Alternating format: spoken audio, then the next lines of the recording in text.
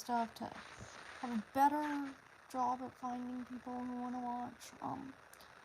I'm talking about one of my OC series because, yeah, I love my OCs. I'm talking about Demi in particular. He's a very interesting character. He's from my STS series, which is A Dream Must Be Rewrite. Yeah, that's embarrassing, I know. But, autism. Sparkle emoji. But Demi is one of my OCs. I have been working on him for over a year now. He is autism. He also has anxiety. He also likes sharks. Autism on sharks. He's a very cool character. I've been currently working on him in AUs because, Demi is my foolish rewrite. And I use him for any time Foolish plays a character and I want to rewrite it, so stay at dsmp. Yeah. So, yeah, Demi is overall very silly, and I genuinely love writing him. Hope I ever roleplay with Pulse. Give me a second.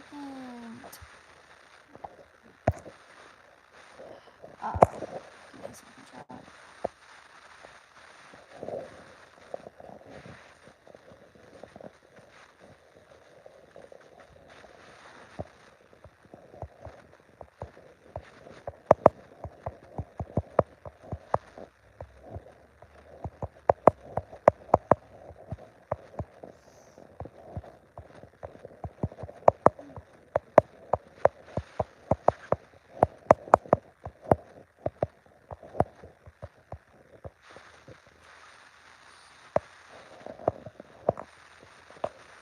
There we go, Chad. I was doing something. I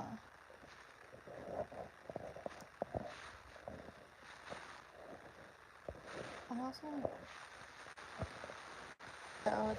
it's still working. Okay, good. Hello? There we go, we're back. I was just putting it in a couple places, I'm sorry. Stream might have failed for 2 seconds, but I was just promoing it. Because, chat, you know, you're supposed to promo things, kind of thing. I did not drop it on my Discord server, though. Oopsie daisies. But, talking about Demi currently, he's silly. He's scrunkly. Yeah, it's so hard to yap when no one's listening. Especially because I'm, like, probably not going to use this video after this. I'm gonna probably keep it on private. Because YouTube... I might let it be public. I don't know. I'm not doing much in it. I'm kind of just yapping. Kind of need water. You know those YouTube videos where they, like, sit there for, like, hours to, like, build views? I don't do that. Instead, I do this where I spend 5 minutes sitting here very awkwardly, like, hey, I see you in there, and then I proceed to get really sad because no one cares. Let's see. About characters. They have it in my blue chat, I figured that out. They have it in literally just my blue Q&A thing. Start Q&A, because yay. So now we have a Q&A set up. You can ask about characters. I will answer questions about the characters, because yeah. Demi's favorite kind of shark is a dusky shark. I'm just gonna ask basic questions to myself, pretty much. Because it's fun, and yeah, Demi's favorite shark is dusky sharks. In human AUs, he also has a plushie problem. I'm just gonna say that. He's got like 50 shark plushies. I love him for it. He also likes ancient Egyptian stuff, in particular hieroglyphics and the obsession with cats is not lost on him, kind of thing, because he also likes cats. He also likes dogs.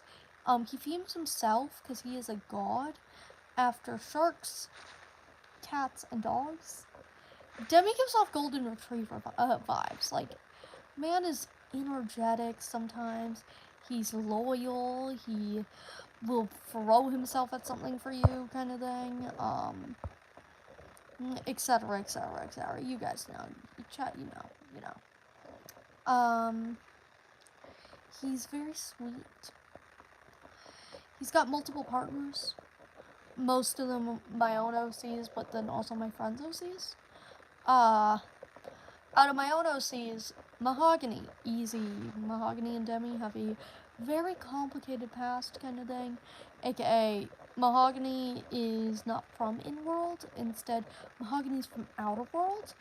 And came here, brought language here. Demi is technically the top god of STS, but Exade has taken the role instead because Demi doesn't know that he's the top god, and Exade said, I'm the top god, and Demi just believed that because it's Demi and he's a sweetheart, and he's also a pushover. Major pushover. But anyways, Demi and Mahogany met because Mahogany wandered into this universe. They're trying to find a place in the multiverse. And Demi and Mahogany proceeded to be the longest pining you've ever seen from characters, aka thousands of years. That one. How long is the slow burn? 2K. Only 2K? 2K years. That meme. If you guys know, you know. I doubt anyone knows, but like, I'm being me, and I'm explaining memes that resonate in my own head, and I repeat. Does anyone else get vocal stems, but they're of, like, text posts? Text post, but it's a vocal stem now.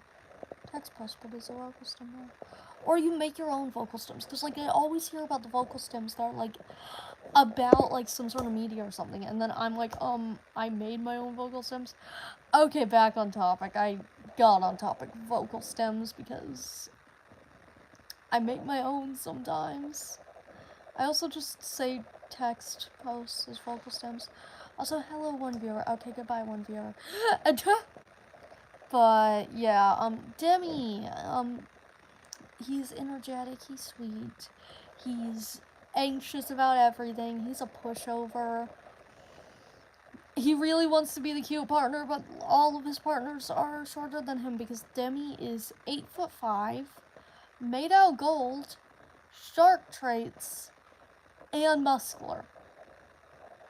I think he should be allowed to be the cute partner, though, because it's Demi and he's sweet. But anyways, back on topic of his partners. So we went over Mahogany, because yes, Mahogany and Demi, they pined over each other for thousands of years. Then in STS, Mahogany forgot their memories because they're in a smaller form, because Mahogany could shapeshift. And that means smaller brain, so they don't remember who Demi is. But the two are being sweet together. Mostly because Demi literally sacrificed himself for Mahogany. Damn. Demi lost a life for that. Other of Demi's partners, Aloe. Aloe is the Ponkry, right? Sassy, silly. I also did really funny things with Aloe. Girl's a monster fucker. We all know that one person.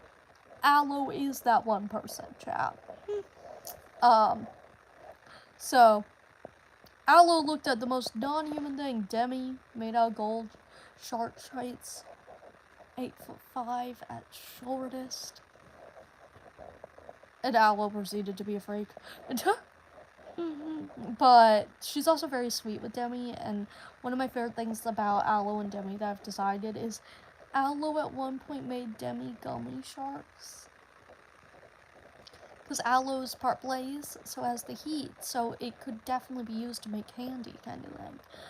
And she made Demi gummy sharks, because she knew he would like them. My heart. And then there's Sam, who is one of Demi's other partners. They're very sweet together. Like, this is the time when Demi gets to be the cute partner. And Demi is so happy. He leans against Sam. Sam is about 10 foot, I think. I don't remember. He's a leopard creeper centaur. Don't ask questions you don't want answers to. AKA, he was made in a lab, so yeah, that's how that genetics works. He also has a little horse in him. Like, that's just canon about Sam, but, like, I've never given him any horse traits. It's like, canonically, he has a tiny bit of horse in him, but Sam doesn't show that tiny bit at all, so. It's there, though. I've made that canon. I think that's why he's a centaur. But, yeah, so Demi and Sam are also sweet. Demi also helps Sam with his projects, like Sam making a prison, Demi helping. And Sam watches Demi with his projects, like Demi's summer home, where Demi is building for hours. Oh my god, Demi, how much did you do? And then Demi has a few more partners.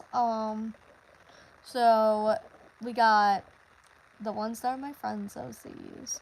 Gar dates a lot of people in STS. Gar and Demi are sweet. Like, genuinely, they are very sweet and cute. And I don't know how to explain their relationship easily because it really depends on the AU.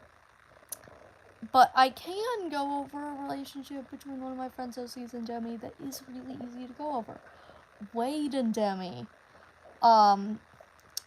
Wade is an anglerfish hybrid. Afro. Something. I don't know. But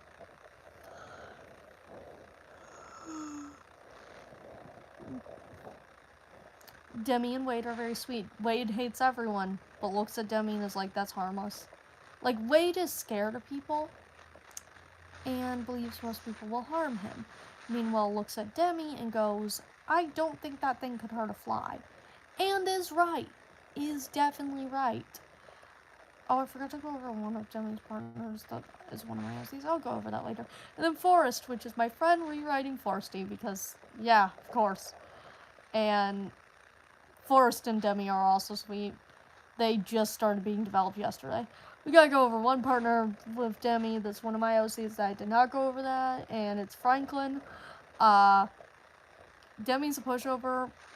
Franklin likes pushing. AKA, Franklin keeps testing Demi's boundaries, like, please have a boundary in your life. And Demi's like, no. And Franklin's just like, they're sweet. Demi's kind of guard dog for Franklin, like, you know, scary dog privileges. Demi is not a scary dog, other than he's 8'5".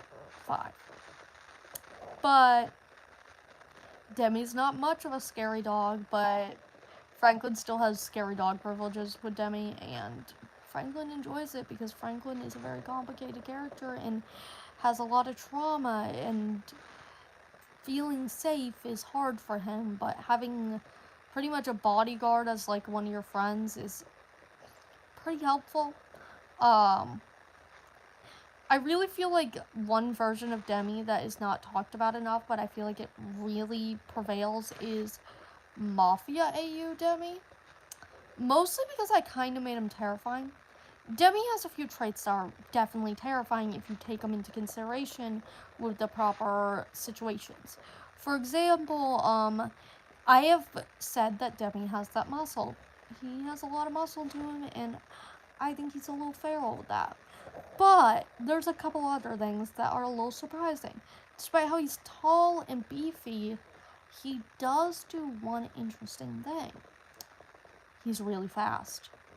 It's like, you know, orcs that will have, like, a really high stealth stat for no fucking reason other than it's kind of funny. You know that build, where it's like, the orc behind you. What? How did it get there? Demi has too much stealth. and speed, because when I play him in Minecraft, I give him conduit power, and that gives you speed underwater. I give him a pretty high conduit power. I think like a 7. He's a god. I also have characters that I weaken myself with, so yeah, like Nutmeg, for example, has slowness because Nutmeg has leg injuries. So if I'm playing Demi, I'm allowed to give myself a benefit in water that is not a benefit anywhere else. Okay, Demi has a few more buffs, but he's a god. Logistically. Sorry about the dogs. I don't know why there's dogs barking outside.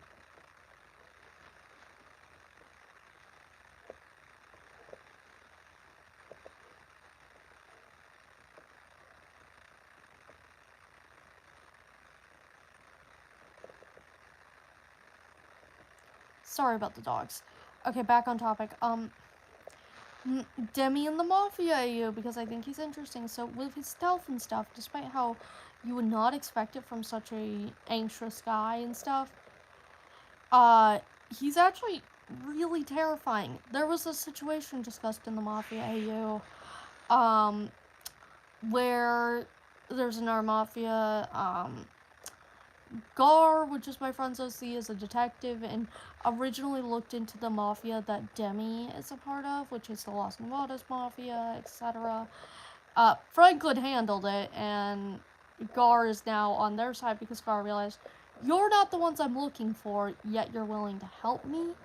So there was a moment where Gar got captured because it was actually the sheriff that was a part of that group and sent him on a wild goose chase, and he got captured. Los Nevadas got told, etc.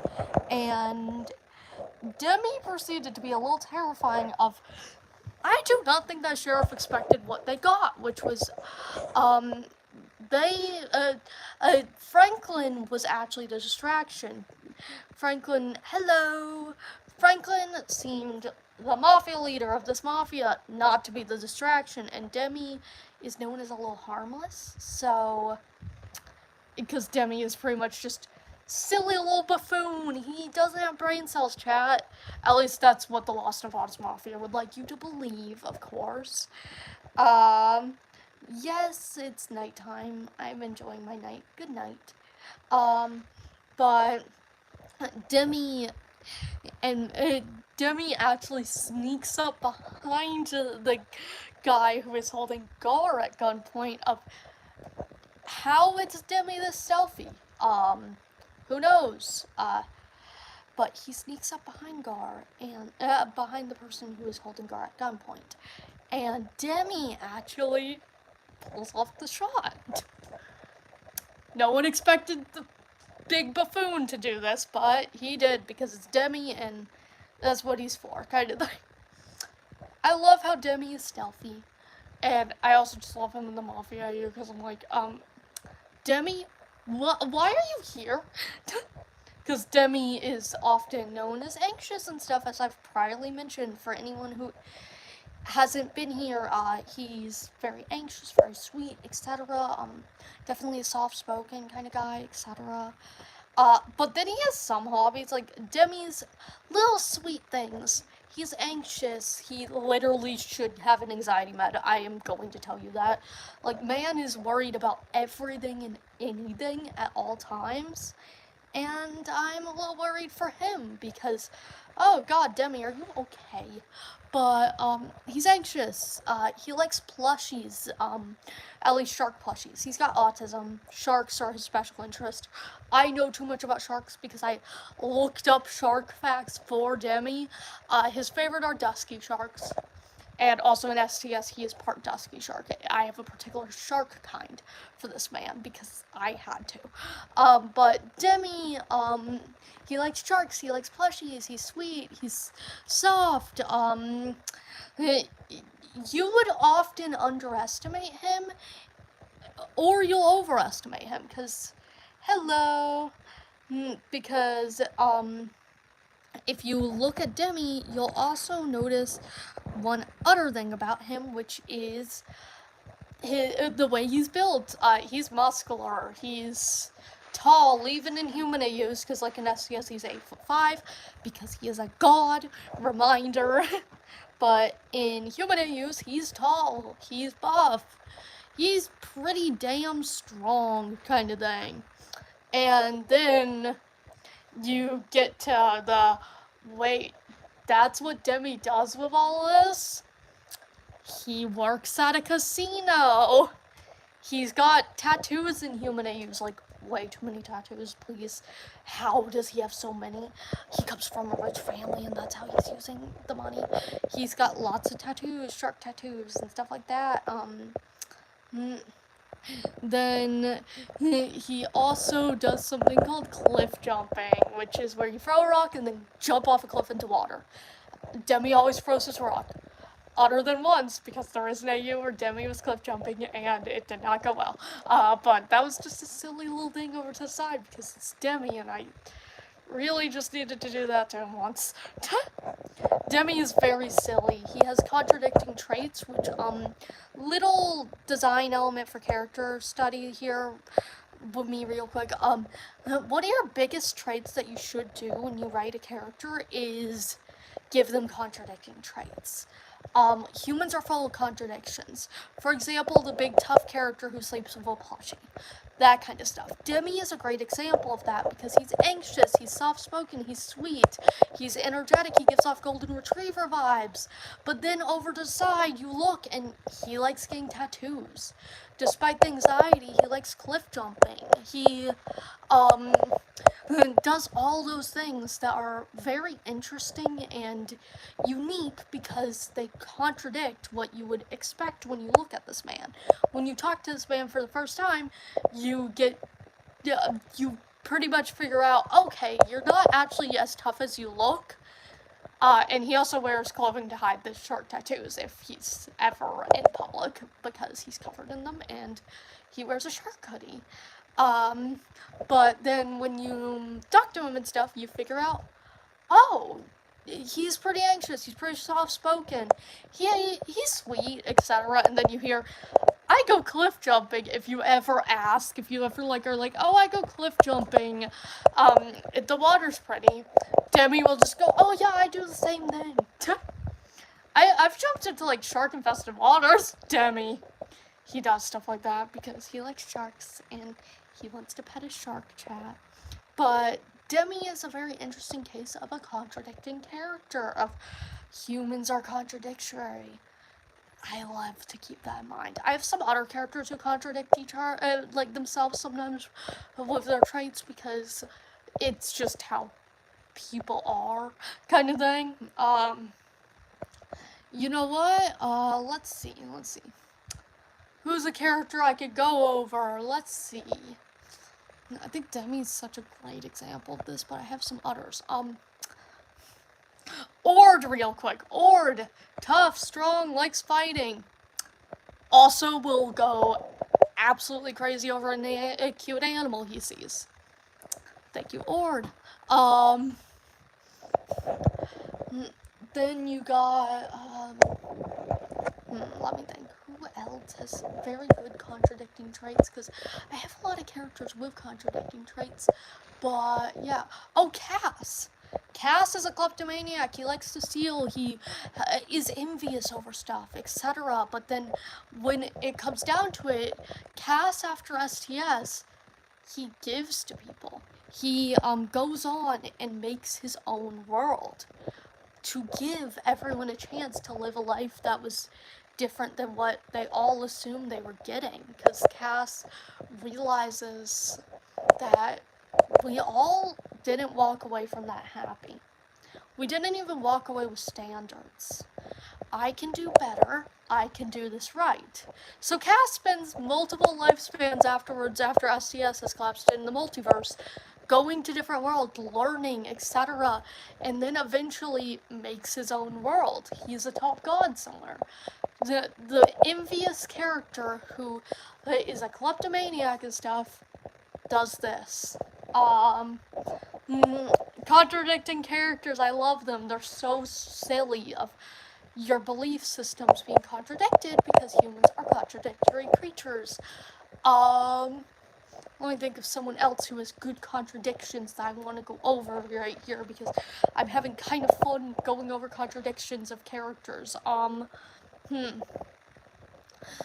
Like, just contradicting personality traits, like Cass being very giving and wanting everyone to have a good life despite having high levels of envy, kleptomaniac, etc. Let me think. Because I also am trying to keep in the stuff that is, like, silly. Let's see.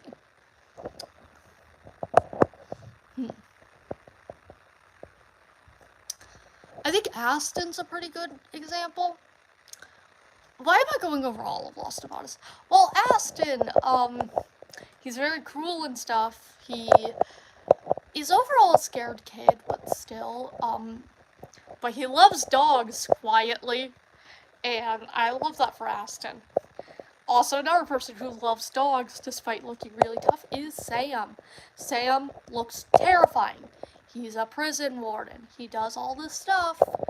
And then at the end of the day, if you look at him enough, he's really nice to people he likes being around. He will literally tuck you into bed, despite how he'll also probably kill anyone if they upset him. And he has a pet dog. Contradicting characters. They're the best kind of characters because that's how humans are. Contradictory. We started with Demi, but went on to a few other characters who have contradictions in their personality, because writing tip, always add contradictions in your personalities for your characters. You should always have the tough character sleep with a plushie if you can, because they make them feel more human instead of feeling like they're not human and not real people. I could probably come up with a contradiction in my own personality, but I don't want to because I just don't. I love the characters who contradict and are silly about it, and I gotta move to my other hand. Sorry, I was holding my phone in one hand and my thumb started hurting, chat, but contradicting characters, great character design has characters have personalities that have traits that contradict each other, and it works for inner conflict sometimes. That's another reason why contradiction is very important when you're writing a character, is because inner conflict for the characters. Also, characters who think they're one way but they're really another way are really interesting. For example, I have Vian as one of my characters. Vian thinks he's selfless, but he's really selfish. He's genuinely really selfish. And also, he's materialistic, despite how he thinks he fights for people, when he is materialistic. It's very interesting, characters who also have a different aspect on themselves than what you could clearly see from interacting with them. Another contradicting character, because I want to talk about it real quick, Franklin. Franklin, it's more of just complex PTSD doing this for him, but he gets angry, he's tough, he tries to act scary, but truly he's just scared. He also does the numbness thing. Oh, Franklin, poor little guy. I'm just yapping about OCs, dude, hello. But Franklin's very interesting in that traits. I love writing Franklin's complex PTSD. I've also written a lot of characters with mental health conditions because, yeah, IRL, I literally have had a PTSD diagnosis since I was like 7, so PTSD. I can write it. I'm pretty good at writing it. And I have characters who have complex PTSD or just PTSD. The difference between PTSD and complex PTSD, real quick. PTSD stems from one event. Complex PTSD stems from months to years of abuse. It's a complete different thing of, you know what, I'm gonna use two of my characters to explain it. Actually, you know what, I'm gonna use a fictional character. Let's see. Let's a character from a media that I can think that has PTSD instead of complex PTSD. Okay, so let me think. What's a character I can think of off the top of my head? You know what? I'm gonna use STS because yeah, who has just normal PTSD in STS actually? I don't think anyone does. That's the thing. Everyone has complex PTSD because I genuinely think they probably do. But example of complex PTSD, real quick, Franklin. Franklin endured years of abuse from Shep, and Franklin is really tired of life. Tries to act all tough to defend himself because anger and stuff has that's a trait of complex PTSD, and it's to protect himself. And then also he has guilt relating to the situation, aka he feels like he should have done better with Shep when Shep was his abuser and stuff like that. He feels like he should have protected B better, etc. Franklin has the guilt that comes with it, the anger, flashbacks even. He is never having a good time, and that's just what PTSD does to a person. He also experiences numbness a lot. That's a trait about Franklin. He's really silly. I love him. But overall, I know too much about psychology. Another character I have, I'm gonna actually go over a couple other mental health conditions that some of my characters have, because yeah, I actually have a character with DPD, or dependent personality disorder. Um, AKA, I have Mantis. Mantis usually masks it a bit under the guise of, I'm a cat. It's just what I do. When, if you talk to this guy long enough, you realize he doesn't make his own decisions, he waits for other people to do so. He always has someone he's depending on instead of depending on himself. Sure, he's capable and stuff, but yeah, he doesn't voice his opinions to those people who he depends on, and doesn't even really have opinions outside of their own. He's gone along with everything.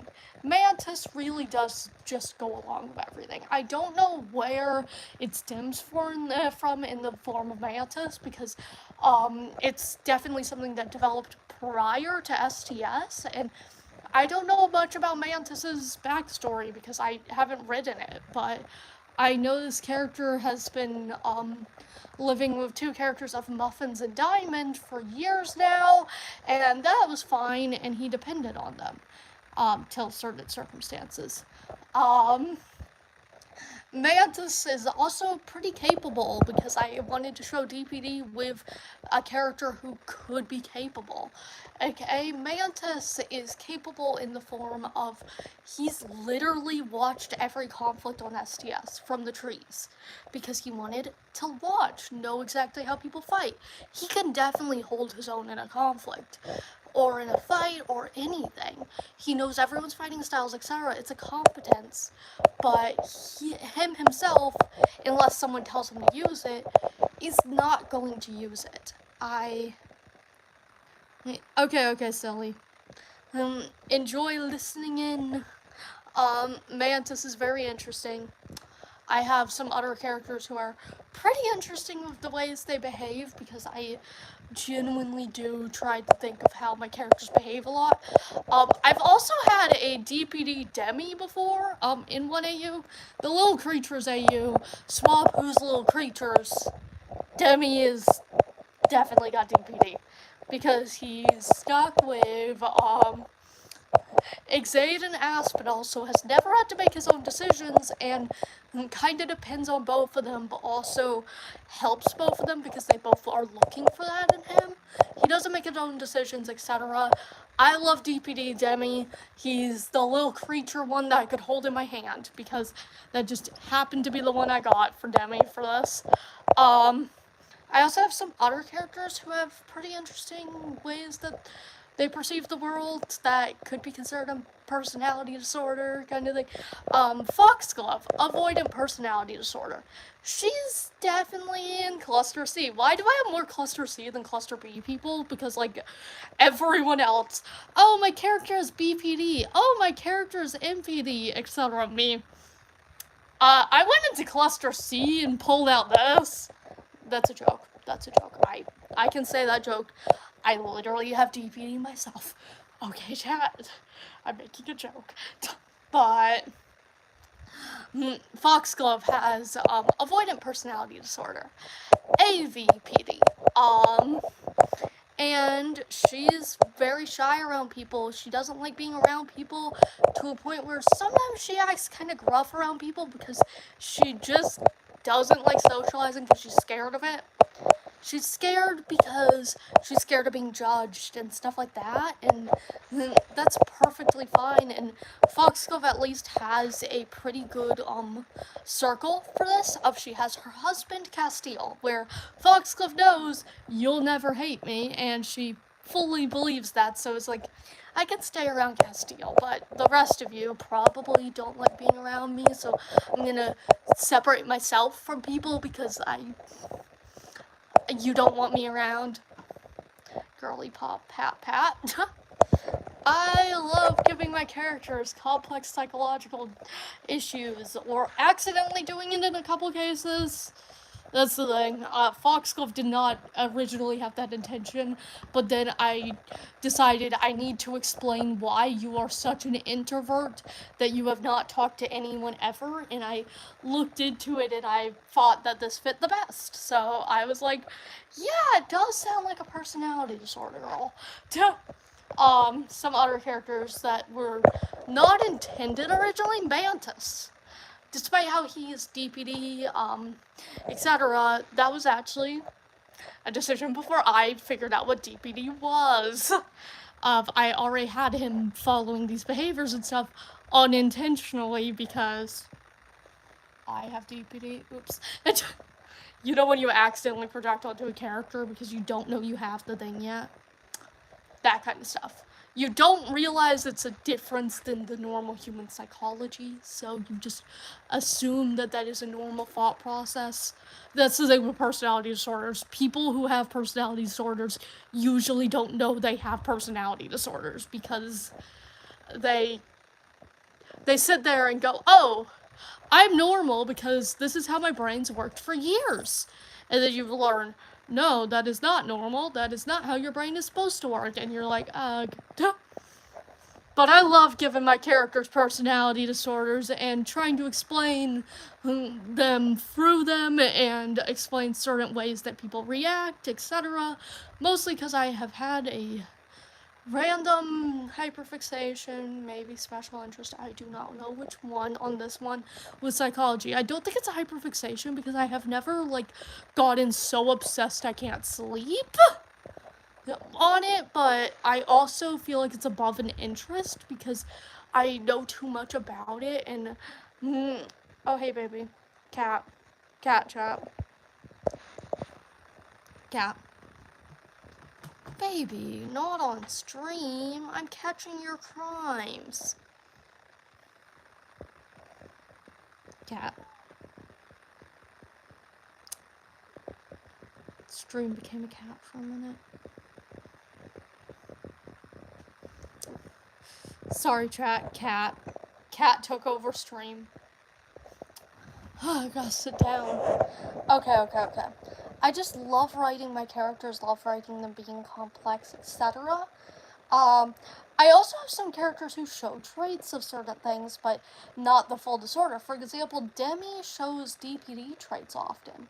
It's just a part of his personality of he literally has no backbone. He does have opinions sometimes. If someone at all pushes, he's not gonna have that opinion, etc. He's highly submissive to the people around him and will let them push him around.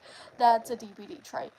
Which is why I let one Demi have DPD, because he had the other things that you need to be diagnosed with DPD of you need to depend on other people, and Demi is usually pretty self-reliant.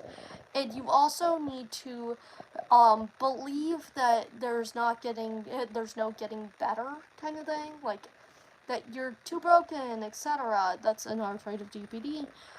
Demi believes that in 1AU, but no others. Thank you, Demi. You really once had DPD in 1AU, because when I write AUs, it's pretty much like writing a person in a different life. The person can definitely change and grow, which is a big point about AUs that I see a lot of people who write AUs not do. When I write an AU, I write it with the points of the character, of how people are nurture and nature in general. There's nature in a person, and then there's also nurture. And both play big roles in who you are as a person. So, whenever I write a character in an AU, I'll often be like, oh, this is a trait that is nurture, not nature, so I have to cut it. Oh, they would get this nurture trait from living, kind of thing, etc. So, I have a lot of traits like that. And Demi does have some nature to be in certain ways, and I do keep in mind that he's usually the way he is. I often keep him in mind with that, but I do have certain things that'll change, and sometimes characters will be completely different. Because, yeah, there's a few characters who I let stay the same. For example, Mahogany, because Mahogany travels throughout the multiverse, and I've decided there's one Mahogany. They forget their memories when they're playing along with a storyline and stuff, but any AU, Mahogany is going to be the same Mahogany we've always known. So, unless one human AU. I have said that certain human AUs don't have this completely, because I think completely human Mahogany needs to be tested out. So, I test Mahogany out with that. And they're silly, and they change, and Mahogany does change throughout the worlds they explore and stuff. Another character who appears the same in a lot of worlds is Patch, because Patch also travels the multiverse for a bit. I love this guy. He's energetic, he's silly, he's traumatized. But ultimately, I do change him a bit. Most patches are happier than STS patch. And also, some patches are different patches, are just different lives of this guy. Instead of just traveling or something like that. Instead, a few of them are traveling. For example, the Superpower AU. That's just Patch. That is literally just Patch. Which also means Patch and Mahogany have interacted there, and I love that for that. And then also some Demis are the same Demi from STS. Because Mahogany takes him out of universe. Thank you, Mahogany, for going, grabby hands, and Demi going, oh yeah, I'll come along, and then them traveling and doing stupid things. And Demi really coming into his own out in the multiverse. I have cited that for that character. STS is a very interesting plot because a lot of it is first steps, middle steps, random steps along the way, and then there's also last steps. It's the ending point for a lot of people, but it's also a starting point for a lot of people, and a middle point. For example, Mahogany, it's just a random step in the path.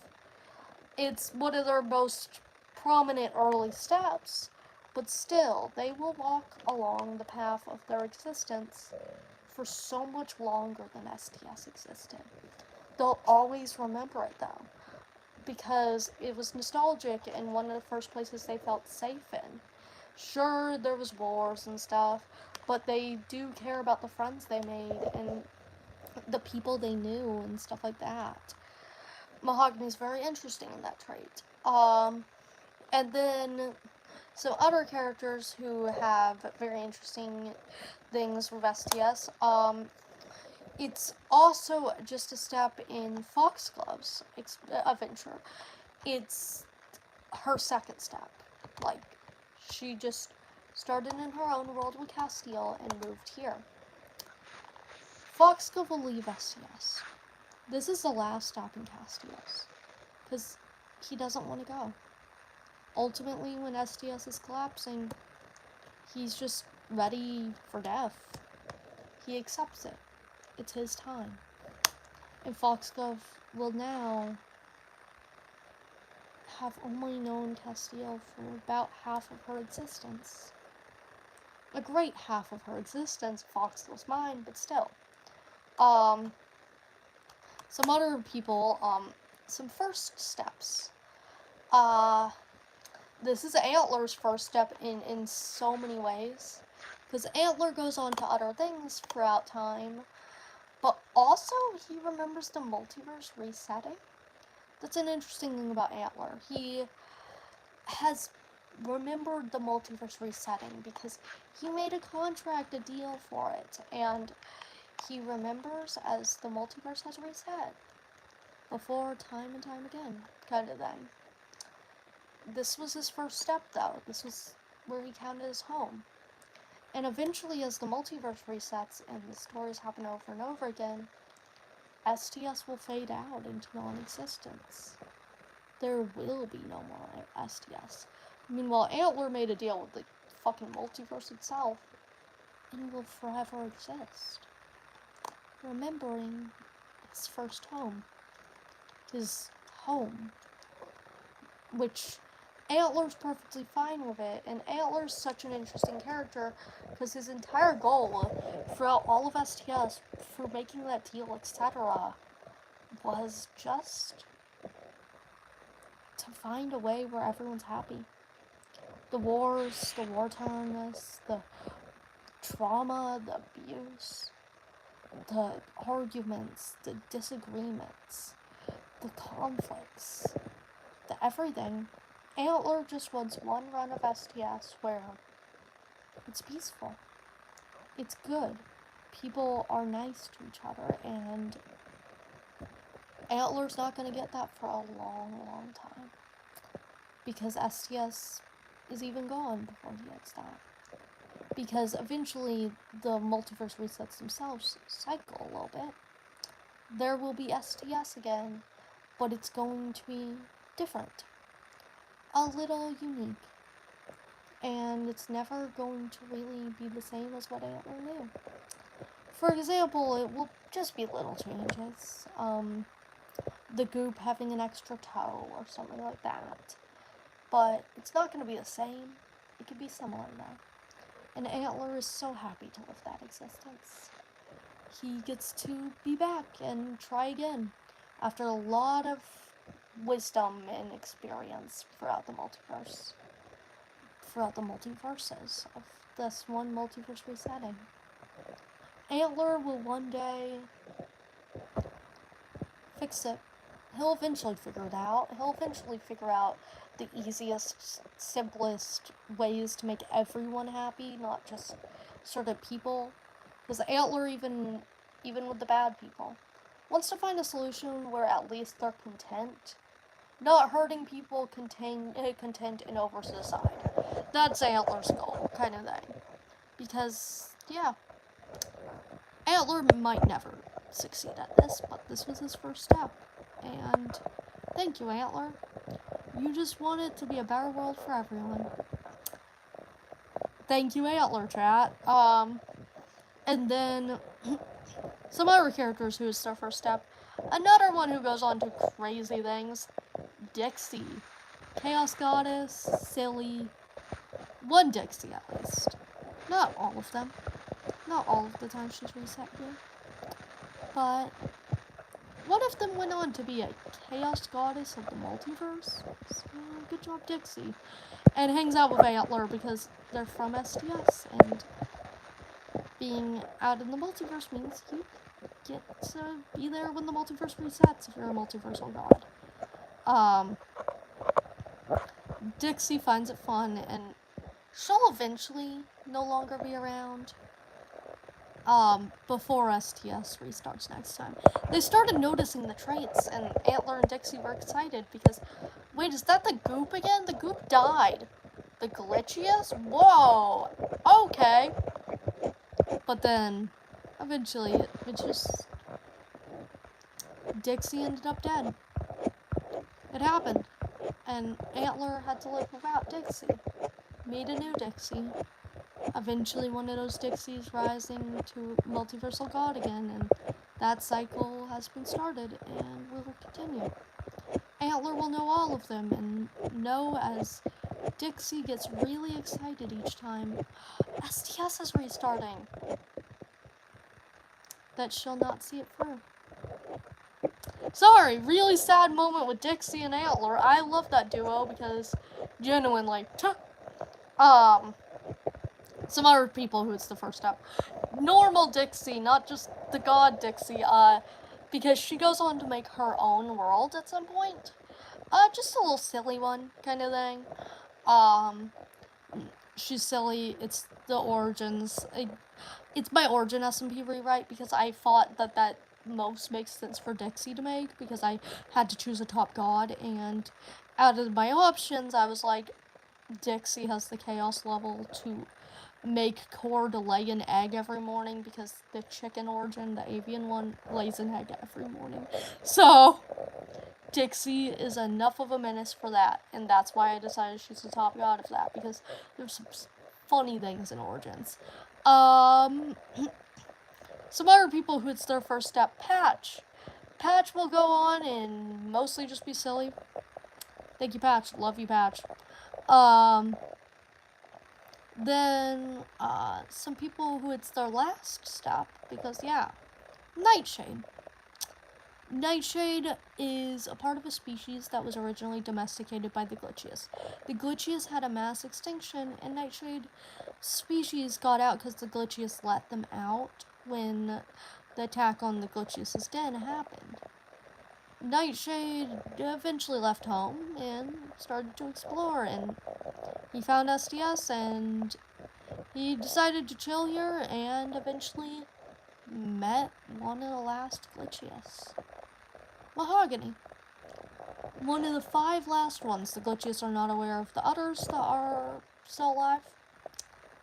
One of the last 5 of the ones that are all completely separated. 3 of them are together, and then 2 of them are alone. My Minecraft Sona is actually one of the ones that are alone. Wolfie. So, if you watch Illusion SMP, that's a Glitchius. That is a Glitchius chat. It's on my page if you want to go watch it. Also a little news about Illusion because I gotta mention it. We're kind of planning finale. The server's planning finale at some point. It's gonna probably happen in a few months. I'm really sad. So my last stream was my last one, probably, other than the finale, so I'm so sorry, chat. I love Illusion, too. And I have joined a couple other servers. One of the servers is actually owned by the Egg, Zero. Their admin actually owns the server and invited me, so expect Wolfie there. Because, yeah, okay, back on topic, because, yeah. Nightshade found Mahogany, found a Glitchius, and Nightshade felt willing to rest after that. To just rest. And Nightshade species, when they die, or rest in this case, because, yeah, Nightshade more just gave in to death, kind of thing. They grow a lot of mushrooms on them. Some of the mushrooms in Kanoko are from Nightshade. He rested. He fell asleep one day and didn't wake back up. It's just life. That is his last step. There's a few more people with last steps. Castile. Castile went through an entire hardcore world. And then Foxglove brought him here because he died there. Castile made a family, had a family, enjoyed life. He's an angel of death. And he has let me count how many kids. 4 kids. 5 if you count Hydra. 6 if you count Ender. Those are not actually his kids, but like he counts them sometimes. He had 4 kids. 2 biological, 2 adopted. And overall, once STS is over, he stayed when the universe is going to collapse and stuff, because someone has to take care of his kids. They didn't have ways out. Foxglove and him could have left, but he's going to watch over the kids. Have fun, Foxglove. They kissed and Foxglove left. Castiel went on to be in the multiversal afterlife. I love how STS is a stepping stone in so many people who have been out of universe. It's a very interesting spot in time, kind of thing, in my multiverse at least. It's just, also it's Demi's first step because Demi and Mahogany go. So many people's first step, so many people's last step. It's really interesting kind of thing. It's one of those things where you're like, damn.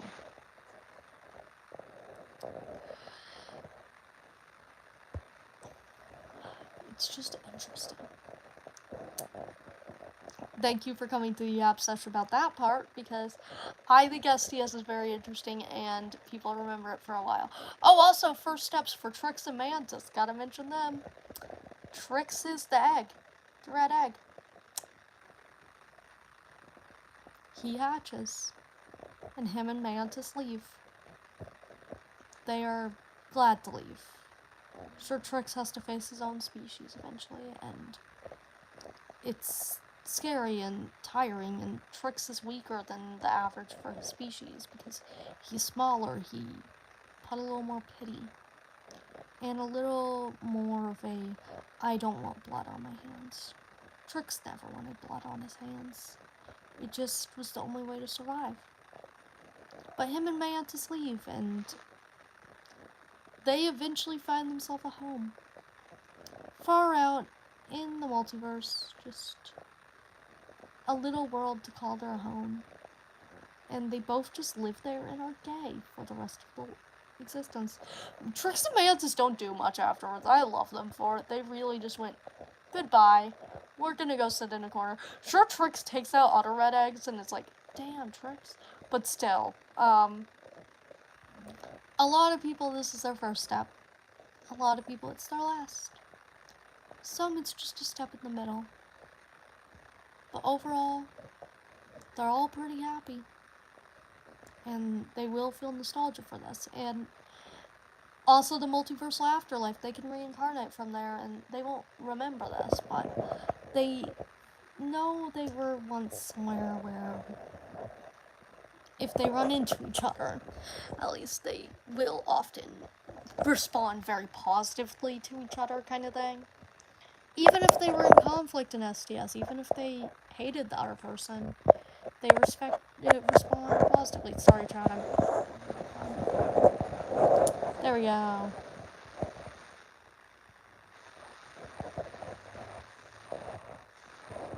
It's doing this thing where it's a little weak on charging. I have a bad charger right now, chat, but like, yeah. STS is very interesting if you guys can't tell. I hope everyone enjoyed the character analysis too. I'm gonna keep streaming for about 30 more minutes, I think, because then that's when my friend's on break at work and I can talk about Demi to them. But I hope everyone found this really interesting. Or at least anyone who actually watched. I like how I got free likes and I'm like, I'm a professional writer, aka I write too much. Let me see, what else can I do that's on topic? Noises. The apartment over is making noises, sorry. Started making noises with something I own. Okay, charger, do you want to be on other way?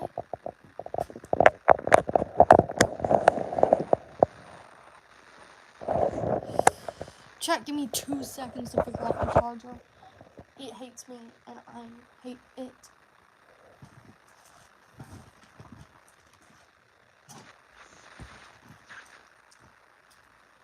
The other chargers are better or worse?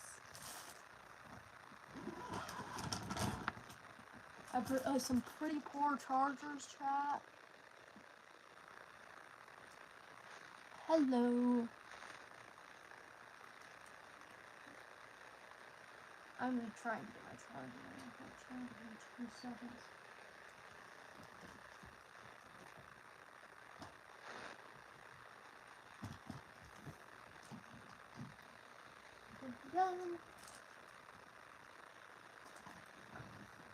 Let's hope this charger's a little better, chat.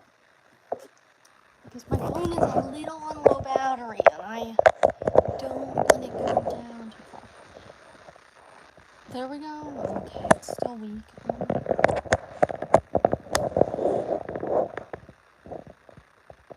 Oh, we're an hour in, chat. Okay, that does a little better.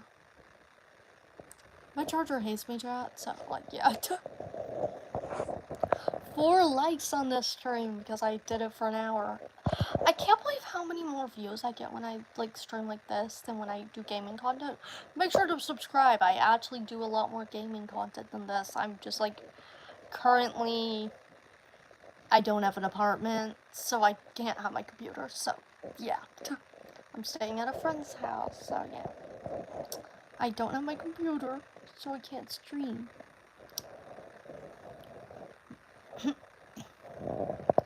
I love my characters. They're, like, so dumb, and I love them for it. Does anyone have any questions about my characters? Or should I do basic Q&A questions to Demi in particular, because I think Demi's so silly to write right now. I've just been obsessing over one OC a lot. I also like writing Antler, if anyone can tell.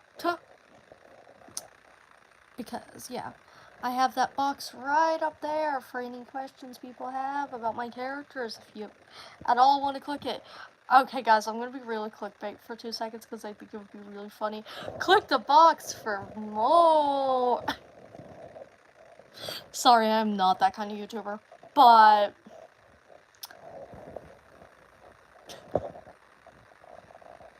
sorry. But, like, I think writing characters is really dumb and really silly, and I highly suggest it to anyone because I've been writing characters for years of my life. I started with my first ever thing that I remember writing, actually, is back when I was a little kid in NaNoWriMo. They had us do that in school once. And I wrote a Pokemon fic about one of my first OCs, which was one of my imaginary friends, that I named Eve, who was a Pokemon of an Eevee. And I wrote Eve having an adventure, and I, back then, did not get the fact that you have to, I don't know, have a plot to things. I was like 8, 9, maybe 10. Yeah, I don't know. It was somewhere between the 8 and 11 line, and in movies as a kid, I did not like the conflict, so I decided to write a fic without conflict, and that's how my life has started with my writing. But that was my cringy thing. I didn't have conflict because I hated the conflict in TV and movies because it feels so awkward and scary. Sensitive kid. I watch a lot of stuff for sensitive people. I like cartoons still. I don't like action movies. I don't like fight scenes. They look cool, but ultimately at the end of the day, I get bored. Yet I like Pokemon. The funniest thing about my Pokemon obsession. As a kid, I, was really excited to get a game because I thought I was gonna be able to pull off any of the shit that you see in the anime because I watched the anime first. Little kid, no, you could not pull off the Spiro Talo, I don't know, electricity thing. I don't know why I thought I could pull that off, but child in me had some thought I could, and I don't know why. Oh, my stomach. Chat, sorry, my stomach just started, like, actually spazzing out. But that's how I started my writing career, back at 11. And then, when I was around 13, I was writing Warrior Cats. Who wasn't 13 and writing Warrior Cats? I was like 12 and writing Warrior Cats, actually. Like 12 to 13, I was writing Warrior Cats. I loved it. Warrior Cats was such a thing to me. But then I moved on to fan fiction, and got into Tangled series for a bit. I'm not a big fan of that period. It's still on my Wattpad. But then I got on AO3. I wrote DuckTales 2017 first. And then I moved on to a few other things. Dream SMP Fix, those are still on my AO3. Pokemon Fix, which I love writing Pokemon Fix to this day. I literally recently started on a series about Proton because I really like writing Proton. Proton's so silly to me. I OC-fied the man. And then I also have written a Silver fic recently because I really like writing from Silver's perspective. I've noticed that for myself. Here's the funny thing. I consider myself a Hoenn fan, yet I write mostly Johto characters. I really don't know what happened with me in Pokemon. But ultimately, I do have one thing I've decided. Legend ZA is cool, but I'm not really excited for it. Chat, when you hear someone with a Pokemon special interest say they're not excited for Legend ZA, you know something's wrong. Like, genuinely. But anyways, I write Pokemon Fix, and then I started on STS about a year ago. So these characters have only been being written for about a year, but I've been enjoying them throughout that year because I do genuinely really like writing them, and they're really silly, and I love them. Also, ignore any sounds. I'm fiddling with the remote because I have ADHD, and fidgets in my vicinity are necessary. I should get out my fidget bag. Chat, give me a second. Fidget bag. Tangle immediately falls out. I guess that's the one that's risked itself to me currently. But I started writing STS. I have enjoyed writing OCs for a while because I was also writing Pokemon OCs prior. I have Xavier, who is my Pokemon Scarlet character because I played as a character accidentally. I started with Scarlet, and then I ended up writing a character who's not even a Sona anymore. It's really weird because all my Pokemon Sonas are like outdated to who I am as a person. Because Xavier was written when I was like 16, so that's no longer working. My Galar Sona was written when I was like 15, so that guy also doesn't work. Most of my Pokemon Sonas in games are characters who are not even representations of who I am anymore. Like, I have some Pokemon Sonas that I would consider definitely who I am still, or at least parts of who I am, which is usually the Yumis, weirdly enough. For example, Quillo. I love Quillo. He's silly. I think he's really silly and sprunkly, and he's my self-ship with Malva. Malva, yeah, the Kalos Elite Four member who threatens to burn you. That was my first queer crush. That's the thing about Malva. She stole little kid me's heart, and I knew I'm queer. I'm queer, and I'm drowning in fear. That song stuck in my head. But Malva, I have a Yumi with Malva, and my character is definitely the definition of DPD and dissociation. He's really a comfort character of mine. I write Quillo in a very interesting way. He's an ice-type trainer because I do really like ice types, or at least the idea of ice types, but then none of the designs speak out to me. I just like the cold. But Quillo's very interesting, and ice-type trainer to also do this thing I do with Pokemon trainers whenever I ship them, of I end up often making some sort of type thing, aka someone should have a Pokemon type that's stronger than the other person's. You know what, I'm gonna use examples, because yeah, Quillo and Malva, Quillo's ice, Malva's fire, fire beats ice. Then I have, literally any rival X main character ship is this. Because they don't have a particular type, but their starters type, their ace Pokemon, is going to have a weaker type than yours. Or a stronger one, depending on the rival. Because, yeah, Pokemon's like that now. I say that like I haven't been playing Pokemon for years, and usually the rival has the stronger type than you back then, and but that falls into this. And then some other ships that I have with Pokemon, because, yeah, they fall into this. Steven and Wallace kind of do with origin shipping, because Steven has a lot of rock types. He's a steel type specialist, but he has a lot of rock and ground types, and Wallace has water types. So that also kind of falls into this. They're a very interesting ship. I love them. But yeah, Archie and Maxie. Maxie, ground. Archie, water. Woo. Who'd have thought? But they also have enough dark types that's kind of funny.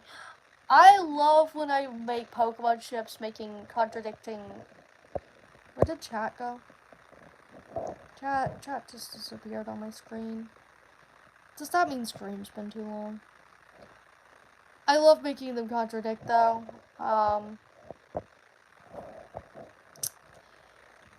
Yeah, I love contradicting ships with types and stuff. I also, love a lot of other things with Pokemon ships and stuff. I don't know why I got on the topic of Pokemon ships. I love Pokemon ships. I'm writing Proton currently, and it's Proton X Archer because launch shipping is incredible, and I don't care what other people think.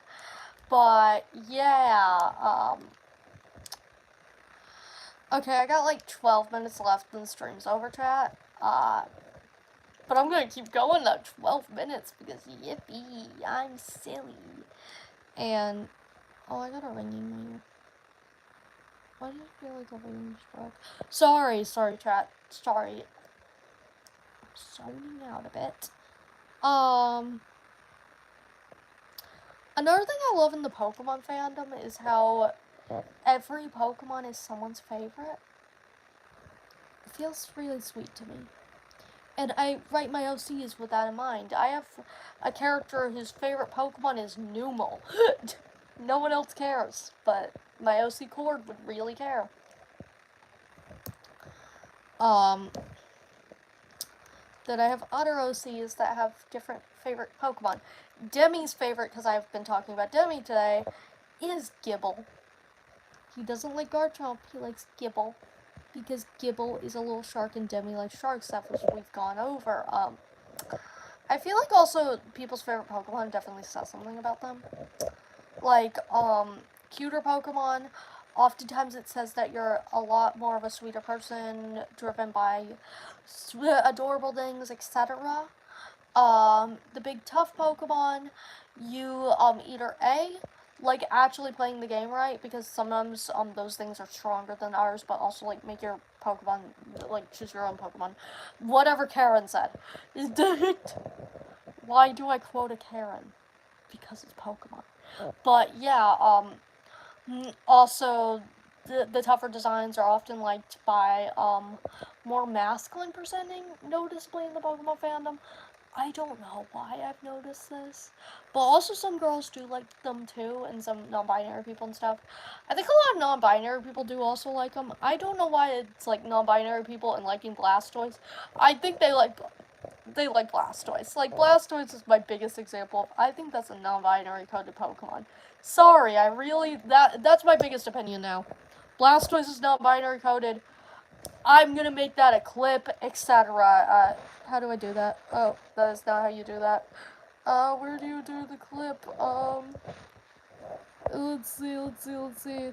I got a clip that Blastoise is a non-binary coded Pokemon, because, yeah.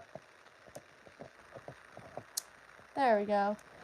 Sorry, chat. I decided to be a menace and be like, Blastoise is a non-binary coded Pokemon, and I fully believe that now, actually. That makes perfect sense. Also, older Pokemon, are more common for favorites, I've noticed, with the Pokemon fandom. Meanwhile, newer Pokemon are less common. Newer as in Galar and Paldea. You also don't see many Alola Pokemon being people's favorites. I love Alolan Pokemon, but still. Um, Also, you can really tell how much people are into Pokemon and stuff by their favorite Pokemon. And also what generation they're from can give you a little aspect on when they got into Pokemon and stuff, or at least their first game.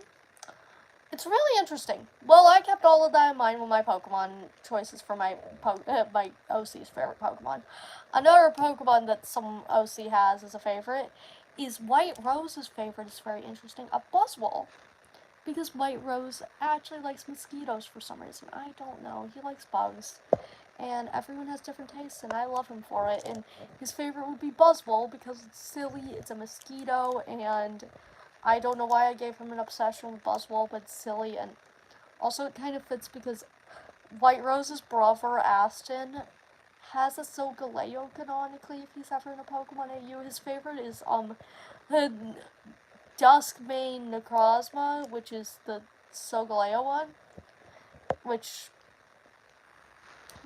I think it's silly that Aston has Solgaleo, so you can get into Ultra Space, and then White Rose's favorite's an Ultra Beast. Those two are kind of absolutely silly. They're siblings. They're the silliest siblings I've ever written, kind of thing. I also love White Rose as a character. I don't get to talk about him enough, but I do love him as a character because, he is flawed, but he's trying his best, and ultimately, his flaws are more of the way he goes about things sometimes, and he's ultimately a nice person. He's easy to manipulate and stuff, but still. I love White Rose and Aston as siblings, by the way, because, they're from a society that definitely shows how they interact. They're Skywarians, which is an alien species. And they interact, interestingly, because of that, because there's a hierarchy in the alien species, and also a little detail about the alien species. These are like if you turned domestic dogs that were used for like dog shows and stuff into humanoids and left them alone. Like, put a bunch of dog show dogs into this. Their society is based on games and stuff. They should not have adapted this way. They were bred this way, kind of thing. So White Rose and Aston were bred the ways they are, and Aston is really good at those games and stuff, and really advanced, because also they have colors for your teams, and you're supposed to associate with whatever color you're given a bit. White Rose is a yellow. They're known to be charismatic. Meanwhile, Aston is a purple. They're known to be more mysterious, withdrawn, etc. And these are very hard for these two to accomplish because White Rose is charismatic, but Skyward Society says no weapons for yellows. You have to beat the games by talking to other players, socializing, etc. When he's good with an axe, actually, but he's considered down in the hierarchy, a failure, etc. Meanwhile, Aston was considered really good, strong, etc., but Aston does have a weakness that is not seen by Skyward Society, but discovered in STS. Aston is blind. He was working on sensing his surroundings with his antennae, because you could kind of sense movement and stuff with them, and hearing and walking carefully and understanding it and like memorizing the terrain, etc. Aston was blind and they didn't realize. And Skyward Society is very ableist. Aston wants to get back because he doesn't realize they wouldn't want him. He would be put to the side, etc. He wants to go to where he was important. And White Rose is kind of holding him back while not wanting to tell him, Aston, with this information, they would hate you. Because White Rose knows how it feels to be at the bottom of Skyward Society. He was never given a good job on anything. It was always, do better, you're bad at this, etc. Just because White Rose was not good at the charisma, and stuff like that, and he had autism, which was a weakness when it comes to charisma, because, yeah, he's got the autism riz, but, like, the autism riz ain't much. And he doesn't want to tell Aston the truth of, they would hate you. They hate both of us. So he's trying to let Aston live in ignorance. White Rose at first is just not helping, try to get back and stuff, and doesn't say anything, just like, we'll eventually make it back. They'll come looking for us or something. And Aston is like, we fix the spaceship, we make a new one, etc. And